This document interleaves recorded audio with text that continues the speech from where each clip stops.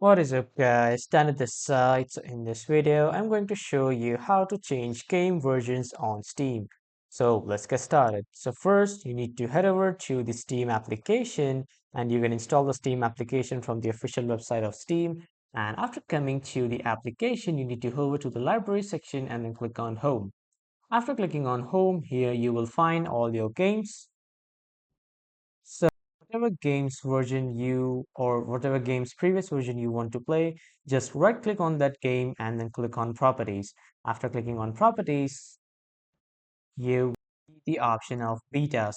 Click on this betas option and from here on the right side on the beta participation, you can see the option of none.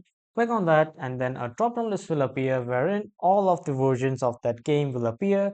Just select that version and then hit enter or save and then you can play that particular version of that game, and this is how you can change the game versions on Steam. That was all for this video everyone. Thank you for watching.